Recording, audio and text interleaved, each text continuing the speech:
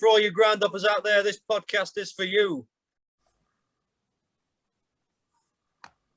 This is the FANA Fan Podcast. I am Joe Skelton. And I'm Topliss. And for all you Groundhoppers out there, this podcast is for you. Bit of a different introduction tonight. Yeah, as promised in the last episode, here he is, our newest co-host, Mr. Joe Skelton from Match Days, or Match Days Joe, as I like to call them. Hello, yes, great to have you on, co-hosting season 3. So I'm very, very excited to have you on. Season 3 is up and running tonight. We're delighted to be joined by former Ghoul, Wintertime Rangers, Redford United, and the current manager of Club Thorne Colliery. It's Jimmy. How are you, mate? Yeah, good fellas. Good to see you. Yeah, great to see you too, pal. Sorry that we spoiled your unbeaten run at Dinnington the other week. That's all right. Just keep away for the second half of the season, yeah. Yeah, mate. We'll watch Redford instead. That'll help. Yeah, lots to get through. I mean, we'll go through all your playing career as well. We'll go through managers and we'll talk all things with Thorne as well a little bit later on. But we want to kind of start really with kind of your background into football. So, who did you support as a kid, and what got you into football? Oh, do you know, it's a strange one who I support. So an Arsenal fan, you know, a Yorkshire Arsenal fan. And I think the stories my dad, because that's all I've ever known, you know, brought up as that. And the stories my dad tells me was, I think the 1971 Cup final, my dad had a bet on them with someone at school, some of his friends, and they won, and that was it. So he then became an Arsenal fan. And yeah, from the moment I stepped foot onto this place, and that's all I've ever known. So that was my team growing up. And then playing probably had a similar, you know, sort of junior few years to most people. And actually, the first time when I stepped into senior football at 17, that was at Thorne Colliery as well. So there's been a nice symmetry there to my first steps into management being at the same place. From there, then went on to Ghoul AFC, who at the time were in the Unibond, as it was, Northern Premier League Division 1, and I had 3 seasons there. 18 months out with an ankle injury, which was pretty frustrating at 21 years old. So that was an operation, and then back going when I did at Wintertime. 3 years at Wintertime and then 2 years at Redford, which, you know, both teams were in the North East Counties Premier at the time. And then unfortunately for me, Father Time sort of knocked on the door a little bit early. In 26, my knees told me it was time to stop running around on muddy pitches on a Saturday afternoon. So yeah, that was me done a little bit earlier than I'd have liked. But I had sort of a good 9-10 years at it anyway. Oh, injuries, eh? Awful things. So many stories of players. It's horrible when it happens to them. Yeah, well, fortunately, someone like me, you know, it wasn't that, you know, football wasn't losing an artistic, technical player, you know, so there's plenty more like me out there still now doing the part. But yeah, so it's finished a bit early and then actually had a few years out of the game. I guess when you've been on that sort of non-league cycle, which is pretty full on, you know, 1st of July through till 30th of April every year, you only sort of get a couple of months respite from it. And doing that for 9-10 years, a couple of years out was, you know, relatively welcome, but then it doesn't take long for that bug to come back and, you know, that itch to start appearing again. And then here I am now. Yeah, definitely. It's great. I mean, well, as you know, we're non-league. Certainly, for the last couple of years, I think it's certainly grown in stature as well. And we'll talk about that a little bit later on and could get your opinion on it. But like you mentioned Arsenal there, and certainly, like I say, in the 70s, Arsenal were a good side then and certainly had some great runs, of course, the FA Cup run as well. But who was your kind of heroes when you were a kid?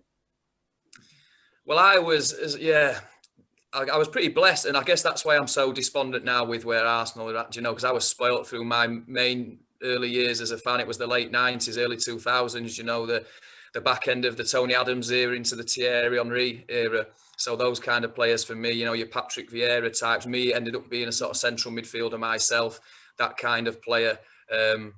And just loved watching that team because I thought it was a mix of great technical football players who could, you know, not just wow an audience, but then could also mix it physically. You know, it was quite a big team of people, especially the Arsenal Invincibles team. You know, it was a strong team, a physical team. So they had all the sort of weapons, you know, the tools that you'd need to go through a season the way that they did. So I think, yeah, that side had everything that had sort of the best of the English game, but also had the technical attributes to go with it. Definitely. I mean, I think you know, there's an arguable case that you know, that Invincible team could be possibly one of the best teams in Premier League history. I think there's a big case for that. But not European history, maybe. I mean, it takes some doing, doesn't it? Really, especially in the English game.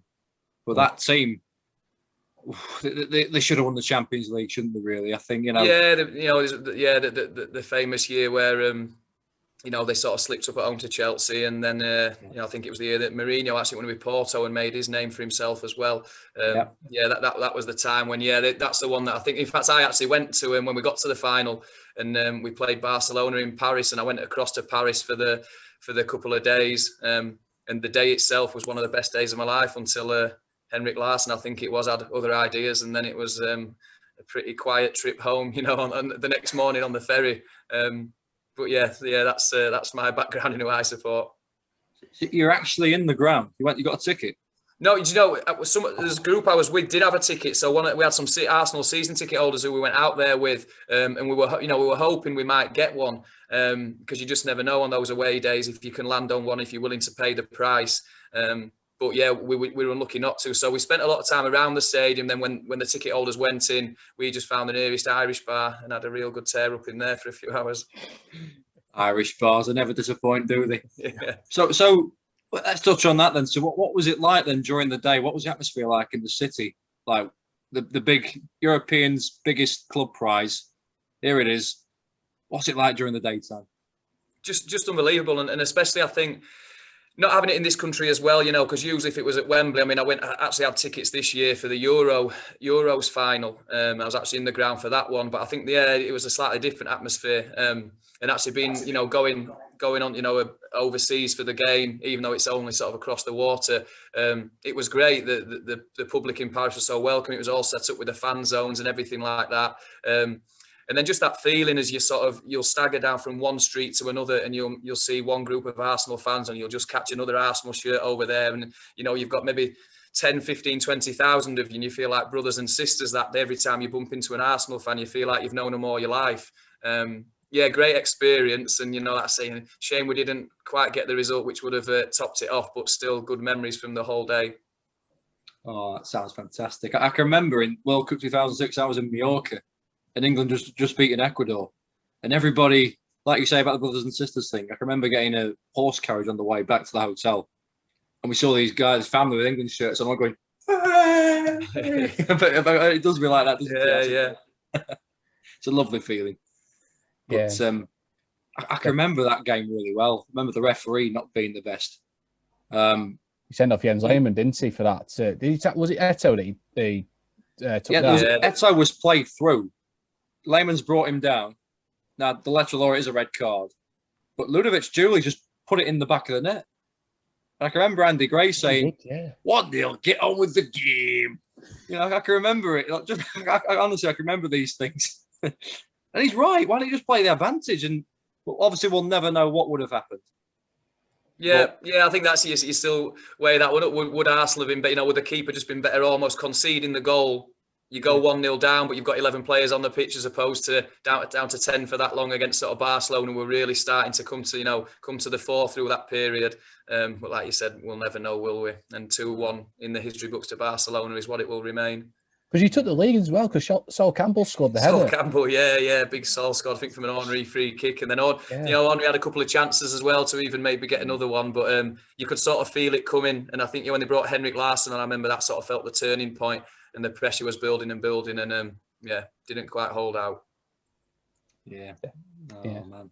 The one trophy that Wenger deserved, I think, as well. But we see Arsenal now, and you see how far they've kind of fallen.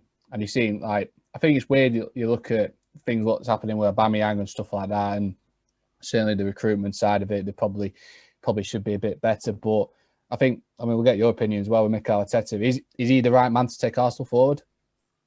I think he's had some really big calls to make recently, sort of around discipline and the culture he wants to try and embed and create at that club. Could have backfired and didn't. So I think he's come out well from that period. I mean, I've said this when I've been asked even about, our club itself, at Thorne, and I guess as anyone at a club, whatever role you're in at the club, and even just spectator, supporter, you just want a sense of hope that there's going to be improvement and progression from week to week, from year to year. And I think the feeling at Arsenal for probably 15 years now has been one of steady decline. It's been, the writing's been on the wall, and that's how it's panned out. So I think that's been why Arsenal fans sort of have the desperate sense they have at the moment. But yeah, I think full respect to Arteta as quite a young manager and seriously under pressure with the results this season to make a big call of leaving out a club captain and, sort of who was the talisman of the team. And then the run the team went on, it panned out to be the right decision. So credit to him for that. And look, I'd love to see it go well for the team, of course, I would, over the rest of the season. Yeah, I think Arsenal will get back there one day, definitely. They'll probably won't have as good a side as St. Henri, Vieira, Bergkamp, but I think they'll have every opportunity to get back into the Champions League, definitely, probably in the next few years. Yeah, there's a few clubs out there in the mix, so we'll see. It'll be interesting last few games. Definitely. I think as well, we'll talk about non-league as well. I think that's enough Premier League, but I think we'll talk about non-league, and certainly you mentioned you started your career at Thorne, but how did you actually get into non-league football then? What, player or manager? Well, playing and then going into management. So playing was probably I'd played juniors, and sometimes in, bits in academies, and then, sort of local juniors. And then, yeah, I guess when I got to 16, I started to get my eye on wanting to step into senior football. And you know what? It's probably what we're trying to do now is we want young players in this area of seeing right in front of their eyes the pathway through. And a lot of clubs talk about a pathway, and it sounds quite nice to say it, doesn't it? But that's what we're really serious about. And going back to my experience, I was pretty lucky. My dad was supportive at the time, and it helped me out in any way possible. And he just went down, I think, to one of the pre-season sessions of the Thorne team, approached the manager and said, my young lad who plays in the area would like to come down and start getting involved in, senior Saturday football. And then they took me down. So that's the way I went in. What we'd like now is for players in the local clubs, junior clubs in the areas, to sort of not have to come knocking on our door, but just to see the pathway there, and players in the year above, 2 years above, coming through, and then they sort of know that's their natural progression if that's what they'd like to do. So we're looking to sort of embed that and not rely on, individuals, parents, whoever it might be, to try and, sort of have to make that step for them. That's how I got in on the playing side. And obviously I've mentioned the clubs that I went through and played most of my time at step 4 and 5 for the years. And then I guess managing, like I sort of touched on, it was nice to have a few years out, picked up the golf clubs like most, ex-non-league, semi-professional, professional footballers do. And then just wanted to get back involved in it, because nothing quite gives you the same buzz that, 3 points on a Saturday do. So I didn't rush particularly, but it was, when I saw an opportunity and spoke to the club itself, just to get back involved, it seemed like a really good fit. And I think the fact that it is my local town does mean a little bit more. It's a little bit more special being in the community on a daily basis. And then, since then, obviously, we've had the sort of Club Thorne structure come into place, which has been quite an exciting time for everyone. Very, very early in the whole process of that still. So we'll see how that plays out. But, it's, up to this point, it's been good. It's been challenging. But ultimately, we're all sort of pretty determined to make a success of it. Yeah. So, for you, we touched on there, you want to bring the local lads through, and certainly how you did that when you were playing. Is that kind of your sort of philosophy that you've taken from kind of your playing days and you kind of implemented into your managing style? Yeah, well, I think it's just something that it's where it should be a first port of call. So in our first team at the moment, we've got, certainly 3 or 4 lads who live a stone's throw. They can probably see the ground, when they open the curtains in the morning. And, we don't entirely tie ourselves that, say they have to be from a certain radius. Of course we don't. But I think it's where you should look to try and do, football clubs and sports clubs, rugby, cricket, whatever it might be. That they're really prominent in their communities. And for a lot of people, they get to a Saturday afternoon or whatever it might be on a Sunday, and that's what people want to do, whether it's participating, watching, volunteering. They play a big role in the community, and I think that's what we should try and do. As much as we possibly can on the playing side, we'll give people opportunities. We'll try and open our doors up to them. And so far, it's paid dividends. We've got some great lads here. We've certainly enjoyed watching them with Jake, watching Thorne this season. Definitely. And I always think that's massive for a club to have players that are actually from the local area, because it means a lot to them as well. They know what it means to play for the club, be free from the area, I've always found. Yeah, definitely. And one of the first steps of the Club Thorne structure has been to merge with the local junior team. So now we do have, from the under sixes, under sevens, right through to the first team. We do have that pathway, as I've already mentioned. And so, so some of these lads I'm talking about in our first team currently, they've played for the junior team that we've now merged with, through their years. And of course, it'd be great for year after year to, see players who started at the club at maybe 6-7 years old, can be well-established first-team players. And you know what? It'd be nice to see them as well just go on then. So they might go and have good careers, whether it's, top-end Northern Premier, Conference North, or it'd be fantastic if some actually moved into the professional game as well. If we can give them that opportunity to, as a springboard, to go on to great careers, then fantastic. I think that's another tick in the box of what we'd achieve. Yeah, that's huge. Imagine having a player in the first men's team who's been there since under sevens. Be a lovely story, wouldn't it? Well, it would, wouldn't it? Yeah, and I've seen it other clubs. It has happened. It does happen. Yeah. So yeah, come back to me in 10, 12 years time if I'm still around, and I'll give you an answer to that if we managed it. Hey, do you remember me, man? Remember me, Jimmy? Do you remember when I scored that goal under 8? Yeah.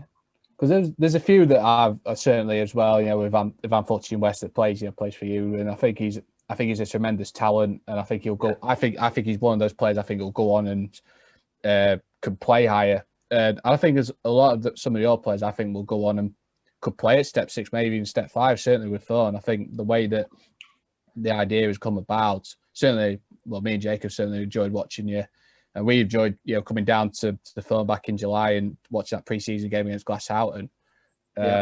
Certainly. Even then, I think there's been opportunities, I think, for Thorne to go forward. Certainly this season going forward. But for you, I think is there with so many teams in that league, I think there's at least 4 or 5 teams in that Central Midlands League that could potentially go up. What has it been? Has it been not as straightforward as what you might have thought this season? Well, it's worked out pretty much how I thought, in that it's so competitive, and we never thought it'd be straightforward. You just have to look actually now the list of applications for promotion has been sort of published on the, that was December 31st deadline, and now that's out there. And you can actually see, if you look at the other steps, well, I know they're called regional feeder leagues now, but if you look at the other step 7 leagues around the area, so you've got the Humber Premier League, you've got the Sheffield County Senior League, you've got the Lincolnshire League. And if you look at those and the number of teams that have applied for promotion, you're probably looking at 1 or 2 in each division. From the Central Midlands, you've got 6. So that probably tells you straight away that you've got a lot more teams in our division as opposed to, other leagues at our level. A lot more teams in our division with that ambition and that desire to try and get into step 6 football. So, by itself, that would tell you it's going to be difficult, and you're going to face a lot of competition to get that probably, possibly 1 spot. That's all. I think everyone's working on the base if you've got 1 spot to go up. So there's a lot of people want it. We want it just like they do. And, that's been, that's what we try and work hard towards. But yeah, of course, we never expect it to anything, to be straightforward at all. We know how good the teams are. There's a lot of really well-established teams. In fact, a lot of these sides I'm referring to, they've already been in the North East counties, maybe even in the Premier. You look at some of the clubs we talked about earlier, they've played even higher. So we're sort of playing a bit of catch up on that, not just as a team on the field, but actually as a club off the field. We're playing a bit of catch up, but we're moving as fast as we can. You beat me to it there. I was just about to mention some of the teams that are actually down there as well have been higher than the North Counties as well. And obviously from a grounds perspective, I think Thorne's got a perfect enough ground to be in the Northern Counties. So I don't think ground's a problem. It's just earning the right to be there, isn't it, really, as well? Yeah, ground's been a big focus for us. I know one of the former chairmen that I used to play under, he always said, invest in the ground, invest in the facilities. That's something we've been mindful of. So, like I said, it's been a real balance from what we're trying to do on the field and what we're trying to do off it. So if you came a couple of years, maybe 3 years back to the club, we've now got proper dugouts built on the far side of the pitch. We're trying to build up a number of sponsorship boards around the side of the pitch. We've got an extra side of hard standing. The turnstiles now in. We've just moved a toilet block onto within the perimeter of the ground itself. And look, these are little things that you don't notice, as you go around clubs, really. And I guess as a player, I never, certainly took for granted, never took any notice of. But now you're on the other side of it, and you're trying to develop and build a club. We know with the people we've got here at the moment, then yeah, they're quite big steps actually. So we're getting there a little bit at a time. The ground is, it's heading in the right direction. Yeah. Do you feel that sort of that you touched on those leagues then, and you sort of the Central Midlands League? Do you feel that that's probably have all those kind of maybe regional leagues, that few leagues around in the local area? Do you think that it's probably the more stronger league than maybe like the Lincolnshire and the Humberside League?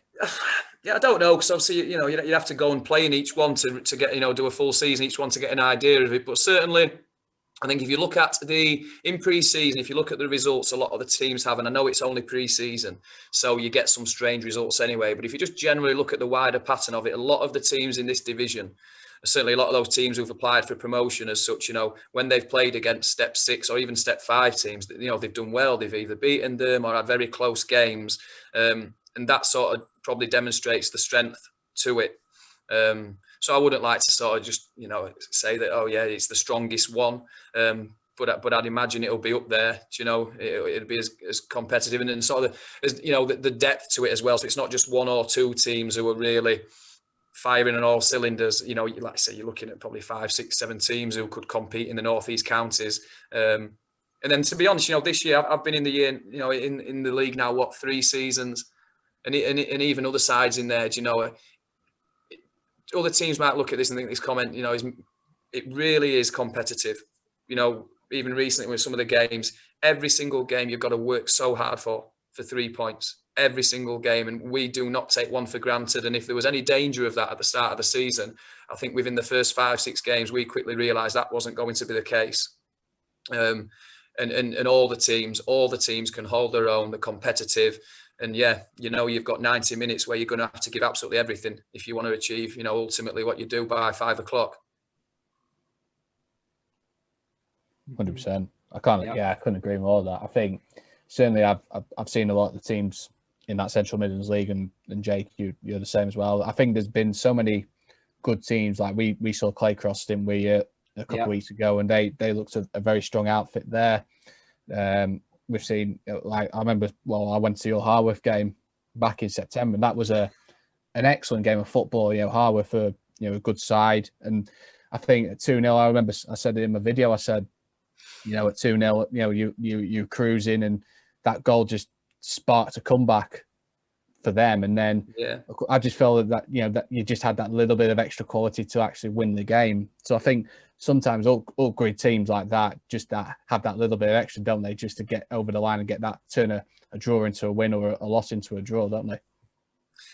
Well, yeah, look, I think it's not something that's necessarily inherent. It's something you've got to work towards and strive towards. And when you're training on a Wednesday night, that's what you're trying to do. Give yourself that extra, those small margins, extra few percentages. You go into the Saturday to get yourselves as prepared and as ready as possible. The Harworth game, it's, you mentioned that we've actually got them this weekend again. So we know that's going to be a very, very difficult game.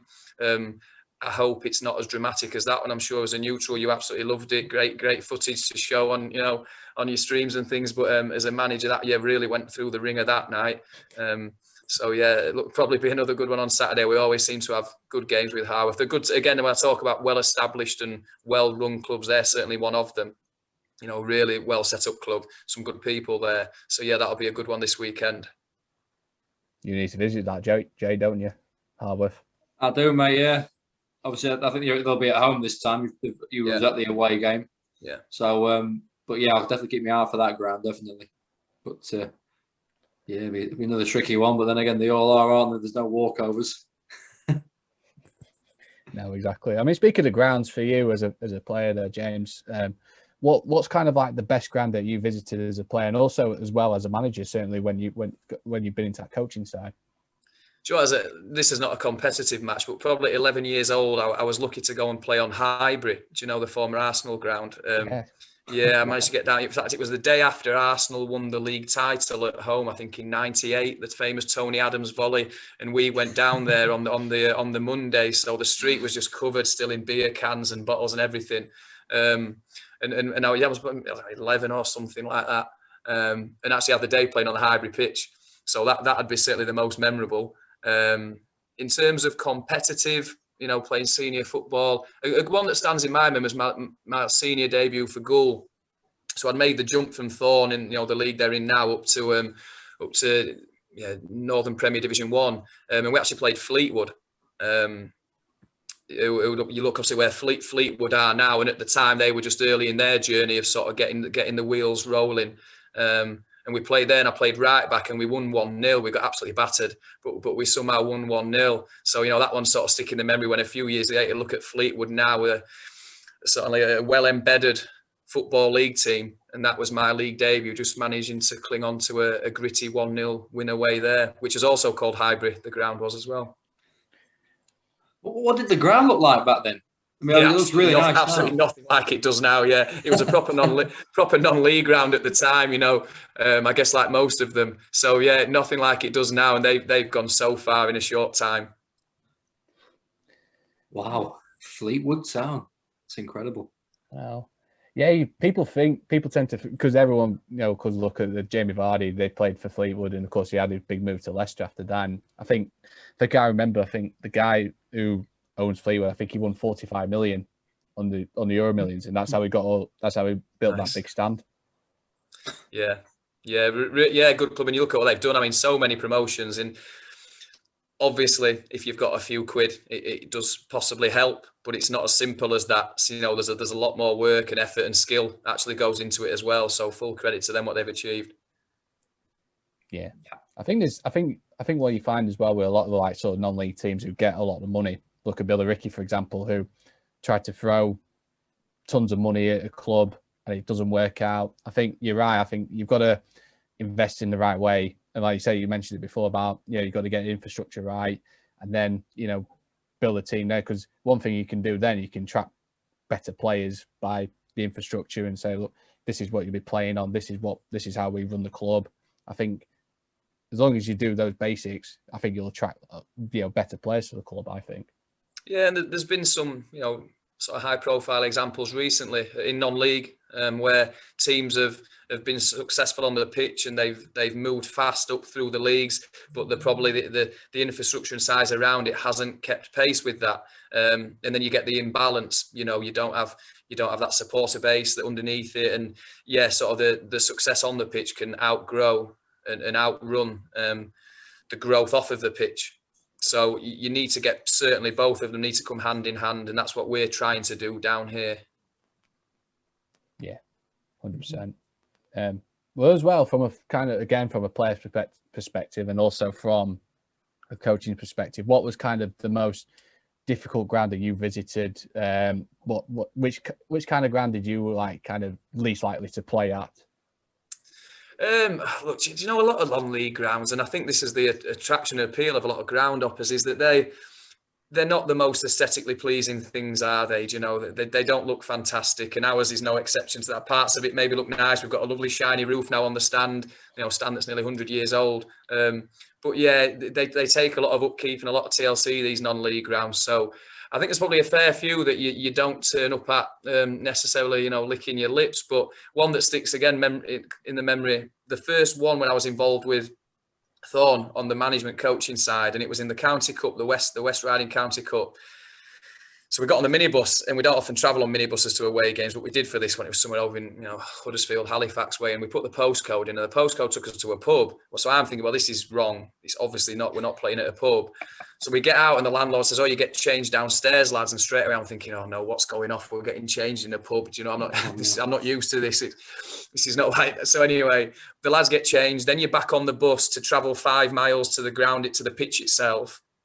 We get there. It's waterlogged. I mean, they're just like corner flags are just flooded, and the refs like we can postpone it, lads, and come back next week if you want. I said, we're not coming back next week, right? If the players need to wear armbands, we're getting this game played today. We lost 4-2. Back on the bus, and we'd had the Scarborough warning, like, you do not get this minibus dirty, lads. This needs to be spotless. So the players are all sat in the seats with the shorts around their ankles just so we don't get the seats dirty. Oh, no. And I'm thinking, have I done the right thing here? Should I be still on a golf course somewhere right now? But yeah, I wouldn't want too many more like that. And I think if that's sort of the base level of where we started at, then we're coming a long way. Oh man, that is non-league in a nutshell, that, isn't it? I think sometimes it really is. Yeah. That's a proper non-league experience.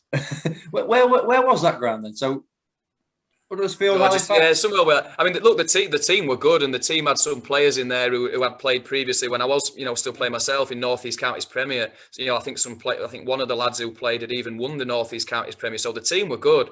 I can't remember the name of them, and it was like Halifax Huddersfield way on, and hopefully we don't ever draw them again in the West Riding County Cup away from home.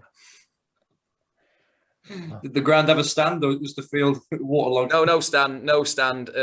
There were two pitches side by side. You had to put the nets up yourself, and then we got a telling off. So we warmed up on the pitch next to ours, because I'm thinking, well, it's nearly waterlogged ours, so we'll go on the one next door. And then there was another game happening on that shortly after. So when the team turned up, they kicked up a fuss as well that we'd been warming up on their pitch. It was just it was a messy afternoon. Yeah. Oh dear me. Oh, that's fantastic. I love it. Yeah, it's experience like that. You can't buy that. That's just things like that. You're not going to get someone like Ronaldo or Messi going down to, the way you described it, like a Sunday league pitch when you have to put the nets up yourself. And look, I mean, just there's no airs and graces about me. I don't mind. I think a big part of non-league is which team can adapt to those kind of environments and conditions. So that's the day itself. You wouldn't want to be doing every single week. So that's on that day to the players. I'm saying, well, look, you're here to play 90 minutes of football. You need to get the mentality right. And if you don't kind of fancy those kind of conditions, then maybe just stick to 5-a-side on a Thursday night with your mates. It's all part and parcel of what you go through in a season, especially these heavy winter seasons that we're in the middle of now. Yeah, absolutely.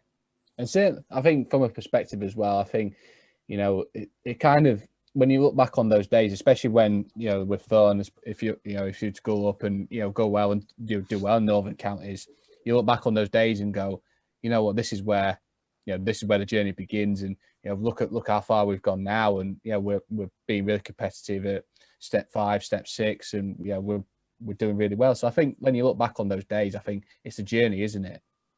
Yeah, it is, and there's a few more probably stories as well, and things that have gone wrong over the last even short time I've been here. But be nice to get to that point. That's a heck of a long way to go yet, and a lot of hard work between now and then. But it'd be nice, I suppose, at some point in the future to look back on some of those and see us in a different place. Absolutely. I think you fit in really well in the Northern Counties. I do, honestly. Be a fitting club to be there, definitely. Oh, yeah. Well, look, there's a few. There's a few I think could be fitting of that kind of compliment as well.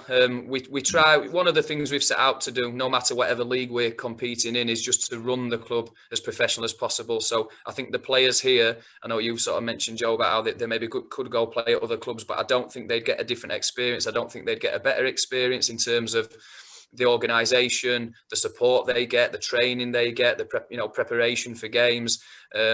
Whether we were step 4, 7, or 100, we'd be set on running the club, running the team, the playing side and off the field as professionally as possible, and we set the bar pretty high on that. There'll be a few teams I'm sure similar as well who feel the same about the way they do things, and that's what makes it so competitive. Yeah, absolutely. When you look at teams like Rosington and Armthorpe, who are a step above, and when you look at them and think, could we? Do you look at them and think, can we compete against them one day? Certainly, maybe the next year or two. Yeah, well, I mean, it's nice to see teams in the Doncaster area doing well. Rosington doing exceptionally well this season. Actually saw their game, as I think you guys did, against Worksop in the Cup a couple of weeks ago. You've got over 500 people coming down on a Tuesday night to watch a game at Rosington Main, which is fantastic. And Armthorpe, I've seen them a couple of times this season. They're getting some good results. They've got a pretty strong position in the league, and still with ambitions to, like quite a few teams in there, to nick onto the back end of those playoff positions. So it's good to see the Doncaster teams doing well. We look at those and we'd absolutely love to be, pushing, chasing on their coattails. But we know we've got a lot to do, as I keep saying. To earn the right to be in that position. I think Doncaster football is probably as strong as a position as it has been for some time in recent years. Absolutely, it's good to see that. Me being a Donny lad and being I just love to see I've really got tremendous ever since I went down to film a couple of years ago, and I'd seen your game against Phoenix, and I've sort of got big respect for Thorne, and I'm always keeping one eye on your results and keeping one eye on every all the teams around Doncaster and how they're doing, and it's good to see that. But we'll touch on about sort of the fans as well, and sort of what as a player and also as a manager as well. What's kind of like your the best fans, and maybe even maybe I wouldn't say most hostile, but what was kind of maybe the worst fans to play against and even sort of manage against as well? So the Ghoul fans are fantastic in that you don't need to be sort of some sort of psychologist to be able to understand how they're feeling about the performances of the team. If you're doing well, they will cheer you off the pitch. They'll gather around that little tunnel they have and they'll be banging on the cages, and it's amazing. You're not playing well, and you'll very quickly know that from the stand how they're feeling. But I like those kind of environments. In fact, we played FC United in Manchester. I can't remember what cup it was now when I was at goal, and they just sort of got up and running. And then a lot of because Goal had a following, maybe a couple of hundred at the time anyway. But FC United brought best part of 1,000 over, I think, travelled across the M62 for that game. And then a lot of local Leeds fans decided that they were going to be Goal fans for the day as well. Although I don't think they were really bothered about what was happening on the pitch. It was more just these former Manchester United fans who they wanted to introduce themselves to. So I remember taking a throw in and I just saw it kicking off in the stand, the police dogs hanging off somebody's ankle. There's a big cordon through the middle of it. So yeah, that was a pretty, it was just like being a football league game with a number of people and the police presence and the vibe around it and things. And yeah, once I think away at Bamber Bridge, and you'd almost laugh looking at the top of my head now, but I once got barracked for my hair being covering my eyes. I was taking a throw in and all out of place. Yeah, I think get your hair cut number 3 was the shout. So I took his advice and I've never looked back. But with those big, like you said, Goal there, like a football league crowd. I mean, forget what's happening in the stand, but did you enjoy that amount of noise? Did you like it when it was a lot louder like that, or did you prefer it to be, just the hundreds, a bit quieter?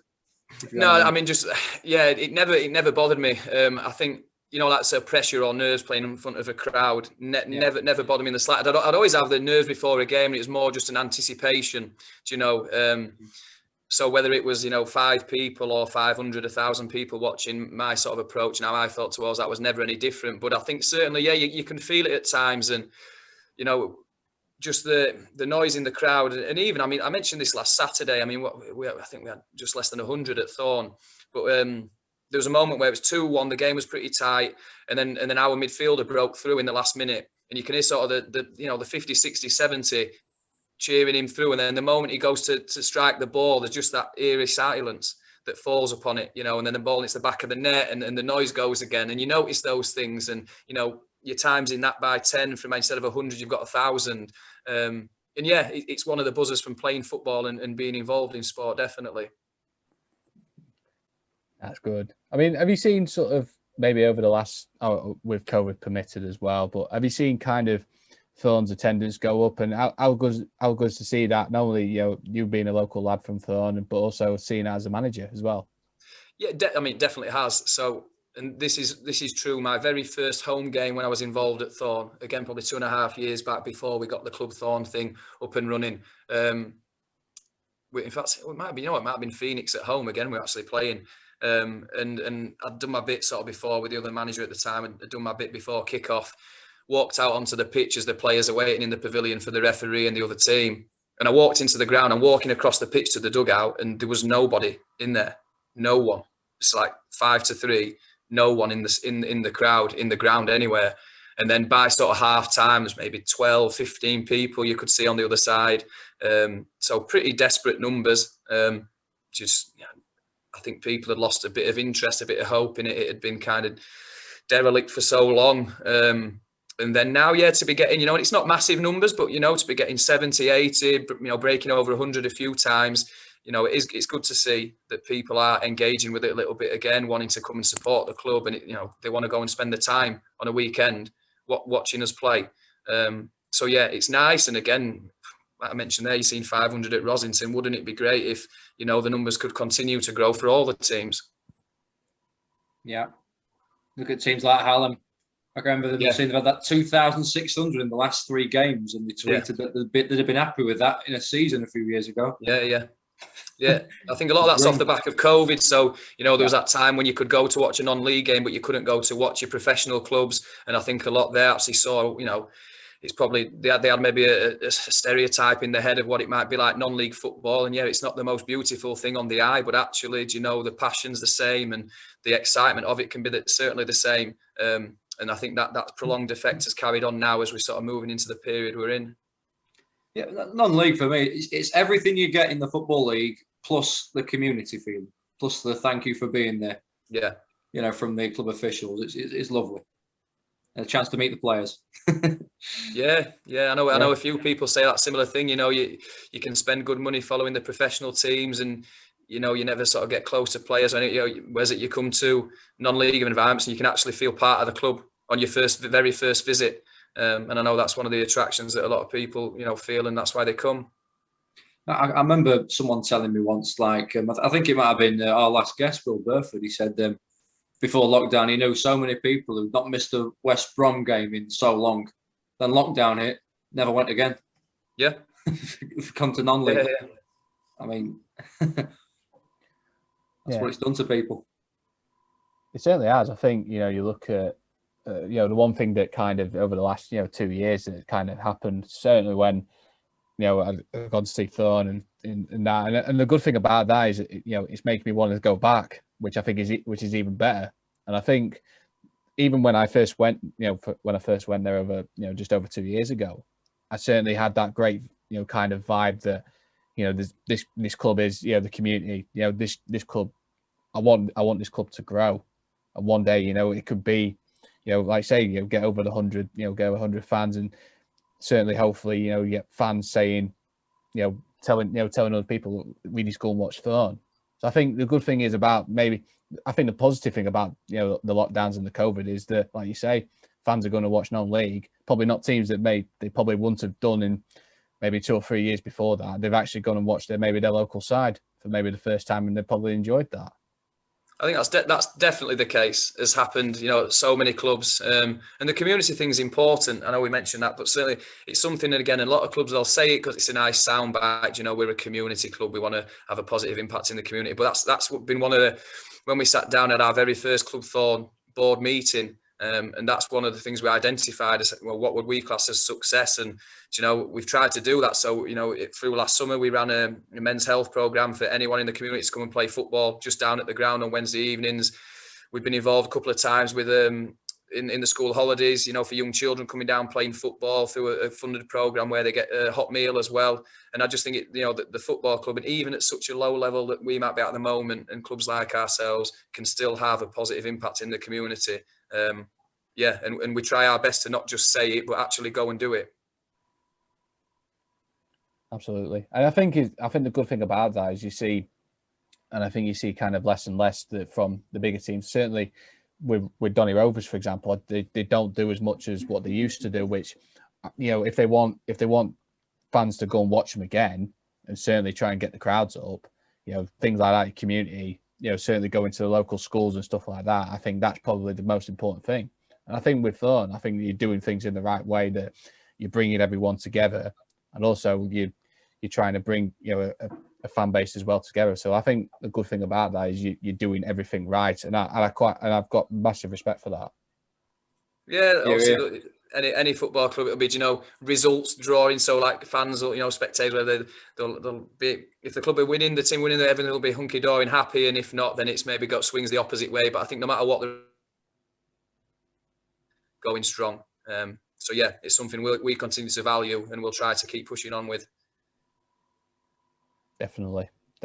I mean, moving away from sort of Thorne and also playing career, but as a football fan, for example, sort of maybe in the future, that is there a kind of any grounds, for example, that you'd like to visit, or maybe sort of a bit of a bucket list, where, if it is there anywhere in the world that you'd want to go and visit?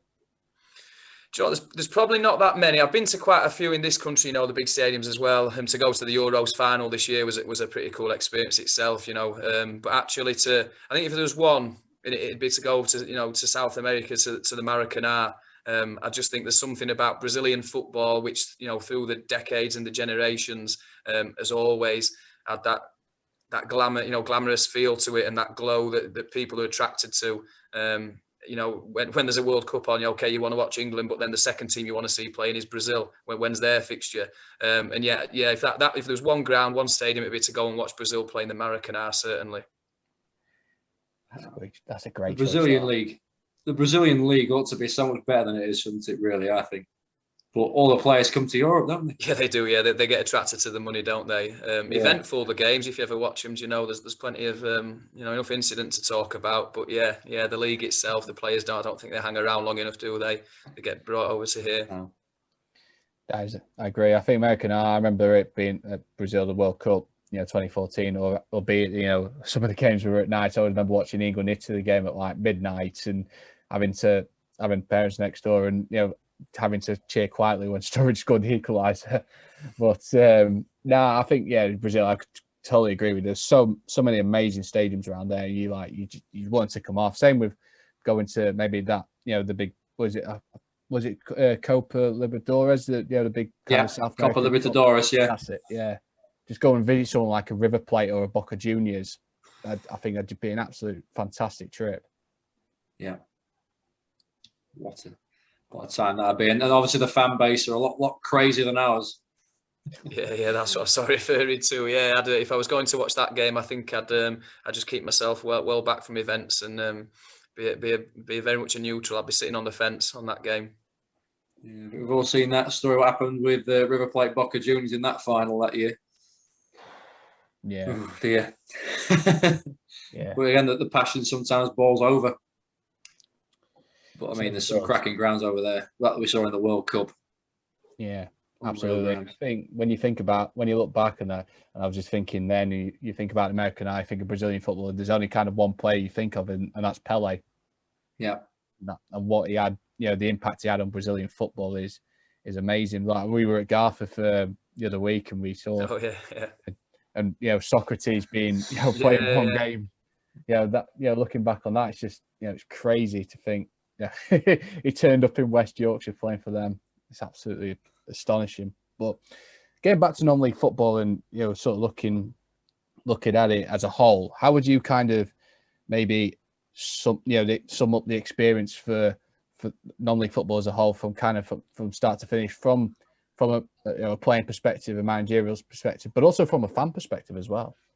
Yeah, I mean, I've mentioned this kind of theme a couple of times. If you're looking for glamour, you know, it's just not in non-league football. You know, look elsewhere. It's a totally different ball game. But if, you know, I mean, just, you know, that the people involved, they genuinely care. They care whether that's the players on the pitch, manager on the touchline, you know, lady in the tea room. They care about that club, the people there. They care about you, like you said. You know, they're delighted, they're grateful for you coming. And non-league football, the sort of, at times it might be, you know, gritty and dour, and, you know, the pitches are conditions. It can pretty heavy going. But I just think that. And there are a lot of lows along the way. You know, it's certainly when you're playing, managing, a lot of lows attached to being involved in football, but the highs you get from it, you probably can't match in many other areas of your life. The feeling it gives you, you know, when you've had that great last minute winner on a Saturday afternoon. So yeah, I think that aspect of it, you could probably look far and wide and not find the same feeling, the same buzz you couldn't replicate anywhere else. And there's something about non-league football that I think once you are hooked on it, it's a difficult hook to get yourself off of. I definitely feel the same way since getting back into Groundhopping. Obviously, I used to follow Shirebrook Town quite a lot. I used to look forward to the games, and obviously with the lockdown, getting back into non-leagues reinvigorated me buzz for it. Definitely. Yeah, once you've got it, it's hard to shake off. Believe me.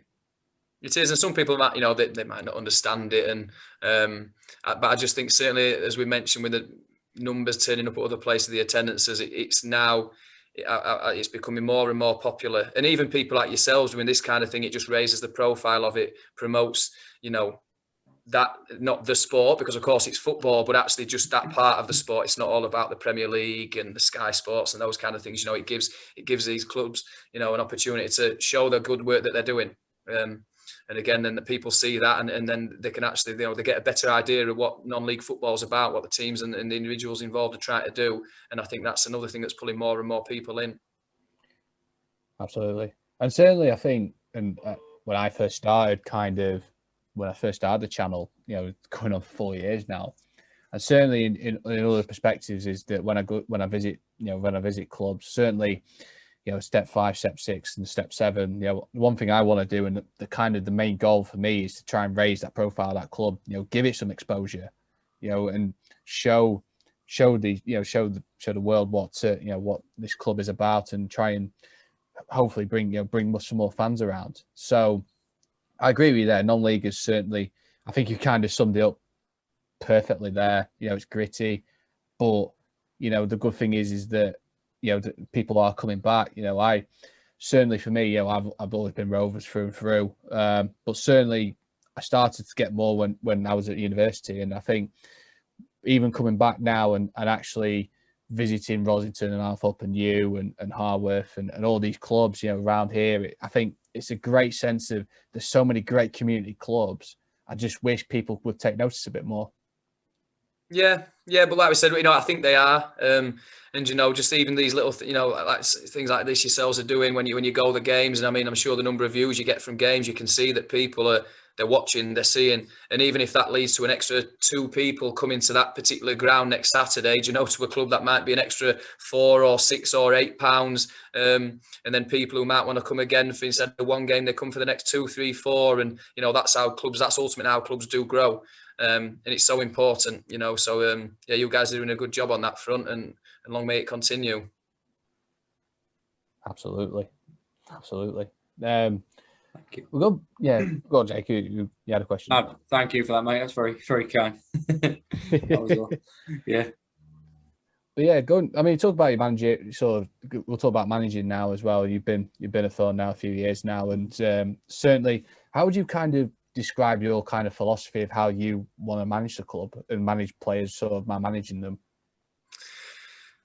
I think it probably, it helps that I guess I played pretty recently. It wasn't long ago I was playing, so I've been on the other end of it, and you kind of know, or you have an opinion of what, how managers that you want to play for, you'll run through the proverbial brick wall for, and other managers who you maybe don't quite click with and don't feel the same way about, and don't produce the same sort of level of performance that from yourself that you're capable of. For me personally, without going into too much detail, because I'll probably talk all day, I think it's very much about the players. It's not about the manager. Some may be falling, into the trap of that, but it's not about the manager. What we're trying to do is just get those 11 lads, 16 lads out there on a Saturday, Tuesday, Wednesday night, in the best condition possible, the best frame of mind possible, prepared as well with as much information as we can give them as possible, so that they can go for the 90, 95 minutes and hopefully play, close to or at their best. That's what we try and do, every single week. And of course, it's even more so at this level. They're not just players, that they're not contracted players. This is their work. It's certainly not. They've got lives to try and juggle as well. So when I talk about we set high standards and expectations at the club, and we do, but there's also a balance to that where, you're dealing with lads who might be working 12-hour shifts on that day. They might have young children at home as well, and families, and you kind of juggling all that with it as well. So the main thing is you just want, you try to do everything you can for the players, and try and get those lads. You try to develop them, to bring them on, and to get them out there crossing that white line in the best possible, shape, mentally, physically, that you can, to then go and play. Absolutely. It's for you as well, is building kind of bonds and kind of good relationships with players, and also, people higher up, very important for you as well. I just think, just be right with people, in any walk of life, really. Just be right with people, be fair with people, show people respect. Doesn't matter, again, what role they play at the club, what job or anything that they may do in their walk of life. I think just those things, be fair, be right, and with people, and show them the respect. And most of the time you get that in return. Occasionally you might feel hard done by, that you might not. But listen, we try to just be really sound with our players, and they're good lads. And what they've given so far this season. I mean, look, it sounds crazy even tonight. So one of our centre forwards couldn't make training last night. He works till 7:30, 8 o'clock on a Wednesday. totally understand that. That's the night we train. So he's come round after work tonight, and we've done like 45 minutes just in my back garden. You know, if you've got lads who are willing to give you that, then what more can you ask? And you know, he texted me afterwards saying thanks for that, and I said, look, you know, I'm willing to give any time I have to players and, you know, lads who want to just keep trying to get better. I'll give them as much time as possible. So yeah, I think you just try and create that sort of feel around the place. They want to be the best they can be. Can we help them to do that? Well, if we've got players committed as that, then absolutely. That's the right attitude, 100%. Well, look, you give so much time and effort to it, and the lads know this, that you could go do anything you want. You could go and do something else on a Saturday afternoon, on a Wednesday, Tuesday night, go and do something else. Anything you want. You don't have to be choosing to do this. And I think if you're going to, just give it your all. You know, give it everything. Don't take shortcuts. Don't turn up underprepared or sort of half-baked. And, you know, just if you're going to do it, fully commit to it as much as, you know, you possibly can around your work and family lifestyle and things. And we'll try and be flexible and juggle things, move things around so that they can. And yeah, cannot fault the lads that they've been excellent in their attitude and approach to all of that this season. Fair play. Well, to go out of an unbeaten run like that as well, it's certainly definitely showing.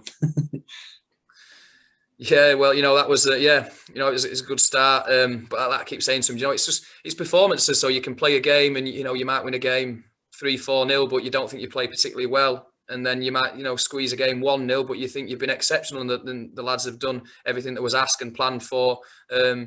So yeah, as much as obviously results, people say the be all and end all, but we just try to we want to see performances from them and play the way that we know they're capable of and look like the team that we want them to be, that we want this Thorne team to look like. And it doesn't always work like that. So that's when we have the discussions that we do and get back at it in training.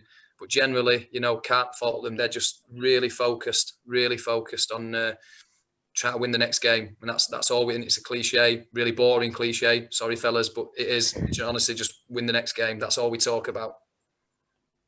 Yeah, couldn't agree more. I think this season, like I say, you could argue that for 4 or 5 teams in this league this season that they've been good this season. But has there been any particular performances that kind of stood out and this season so far for you?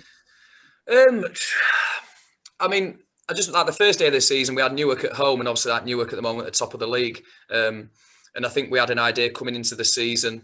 I'd watched them in pre-season. And I knew that they'd been strong the last couple of years anyway. I think if probably COVID hadn't arrived on the scene when it did, they might have been in the North East counties already. So we knew they were going to be really strong. And we played them on a Friday night, decent crowd, decent turnout down there. And we just managed to squeeze, to sneak a 1-0 win. And I remember the following day, a couple of people, I said, wasn't great that performance, was it? I thought it might be a bit better than that last night. But I sort of came away thinking, well, look, you're going to see how well Newark do this year. And you're going to quickly realise how good Newark are. So to get that 1-0 win at home on the first game of the season, that I'm really, really pleased. And I think, as it's panned out, it was a big night, a big win. But it just sort of showed that, yeah, we're in the mix, we're competitive. So a few years ago, we'd have played. In fact, yeah, it was the very last game before COVID kiboshed everything when it first came around. We played Newark at home and we lost 1-0. Doesn't sound terrible, but when I'm talking about performances, you could just stand there that day, and my old man came to watch, and I always have a chat to him the next day, and he just said, like, you were watching one team who were far better than the other. And, Newark 2-3 years ago, far better than the sort of position we had Thorne in. And now at least we can hold our own and compete with them. And that's, I keep talking about the progress that we're making. And that's a sort of a decent benchmark, really, of pre-COVID and now post-COVID, where we're at. A team before who struggle to live with the strongest sides, and now we can mix it with them. It's good that, and I think it's good to see. And you can say you bring in the right players, with the right attitude, and they're going to improve the squad as well. And I think, like I say, I've not seen Newark yet, but I need to at some point. But I know there's been a lot. There's been some good teams, and everyone's kind of got their own strengths. And that has there been any kind of sort of other teams that you've gone they've been probably the toughest we've played against so far this season?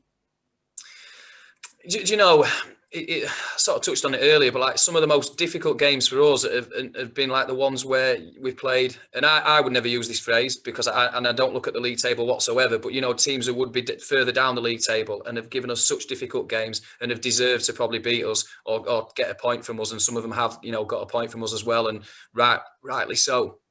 So I think those games have been really difficult. The league table, you know, the top end of it, I guess, people who've been around the league a few years, you know, you'd have probably looked at those teams who are up there at the moment, and they're the ones who the last 2 or 3 seasons have been, barring ourselves, obviously. So yeah, look, you know, there wouldn't be one game where you say that was the most difficult, because we've just had so many where you're midway through the game, you just know, like, you think, yeah, this is tough. This is tough, and we've got to be bang at this for the rest of the game to try and get something out of it. Definitely. Absolutely. I mean, one final thing as well, that we'll touch on about of finally being a manager as well of Thorne, and you're going really well this season. What's kind of been the best thing about being a manager, and what kind of thing have you achieved so far or what kind of future achievement you'd like to have with the club? Yeah, look, I mean, very, very early on. This is probably, mentioning COVID, this has been my first full season at it. So, you know, achieved very little so far. But I think when you've got, you know, players like tonight who they want to come after work, train on their own in your back garden, you're hopefully creating a sort of feel and a vibe around the place that lads are on board with it, and they've bought into what you want to try and do. And then you just hope that that's going to sort of reap the rewards over time.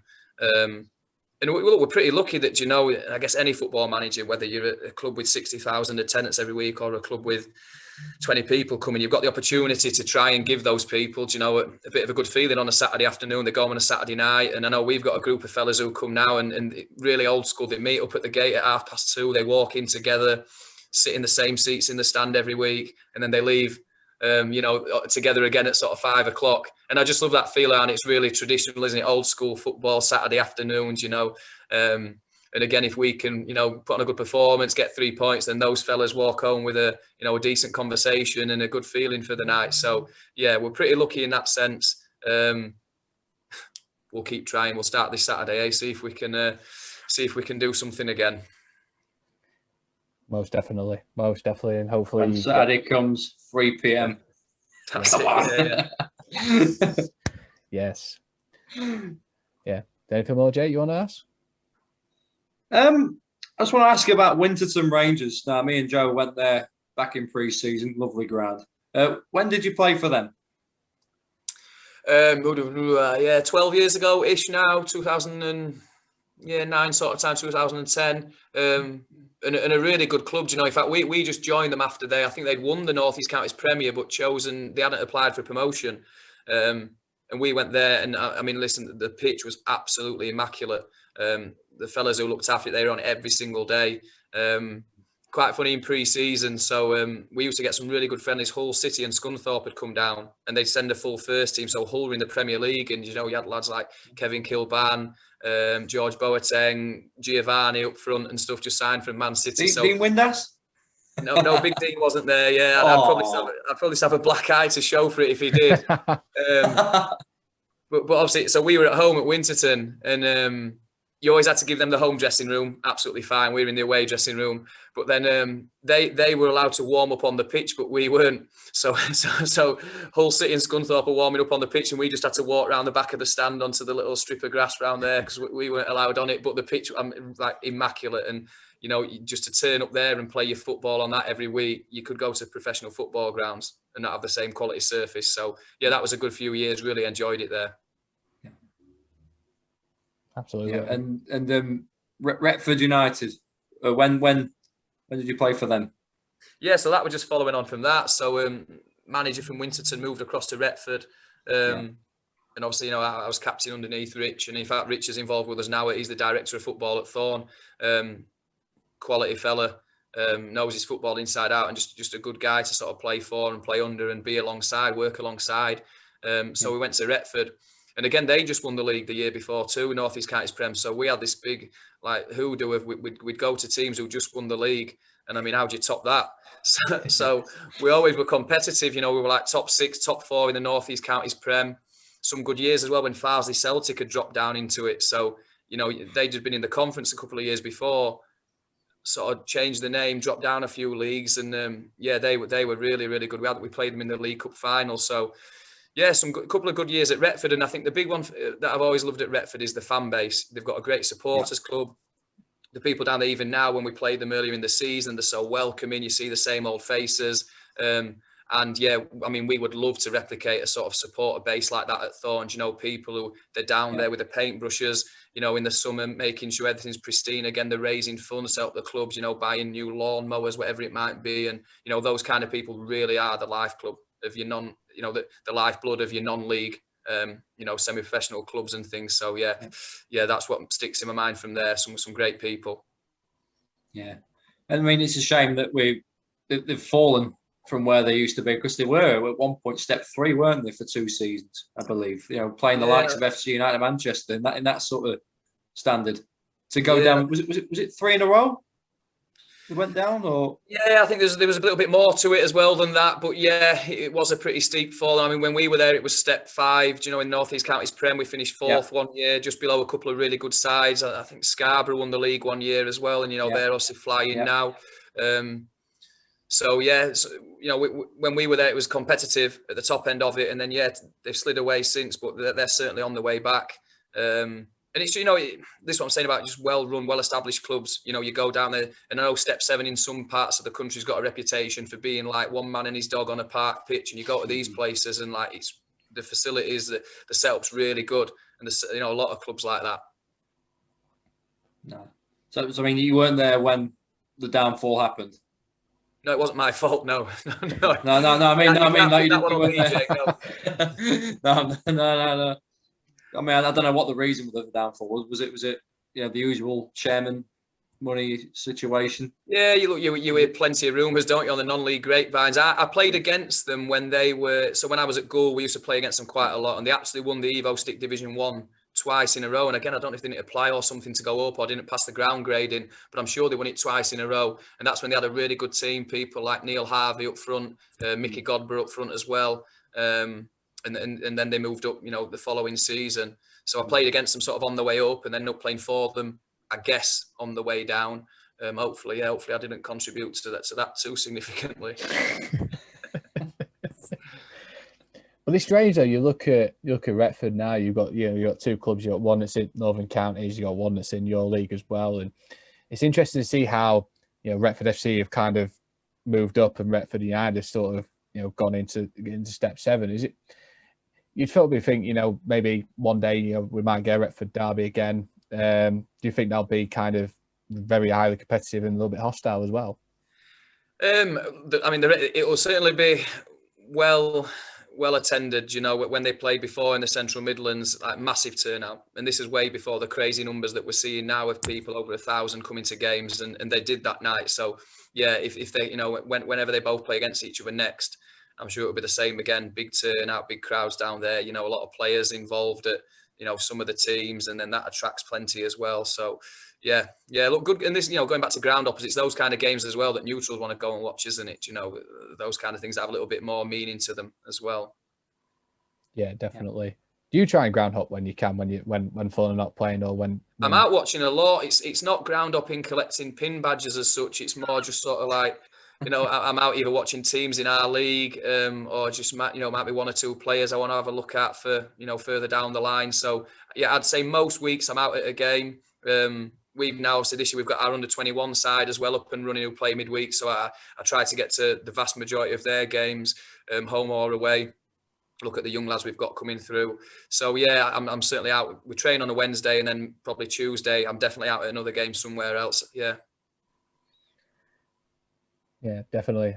Have you certainly enjoyed especially when you've gone and watched like some of the teams around the league? Have you enjoyed like going to see like their grounds and sort of seeing what their facilities are like as well? Yeah, well, the Rosington Worksop game, a couple of weeks ago, just a good evening. Good standard of football, 2 good teams, a team from a lower level showing that again they can hold their own and compete with teams from levels above. Good buzzing, good noise around the spectators. Goals are going in. You can hear that people who are genuinely excited, supporting teams. They're good places to be. It's better than sitting at home and watching football on the television. That's for sure. Absolutely. I couldn't agree more with that. You got anything more, Jake? No, I'm happy with that. Thanks. Yeah. Shall I wrap it up? Yeah. Let's final question. Final question. I'll hand it over to you then for your final question. If you could sum up football in 3 words, what would it be? It could be 3 separate words, or it could be a 3-word phrase, whichever. Right. Well, football just in general. Yes.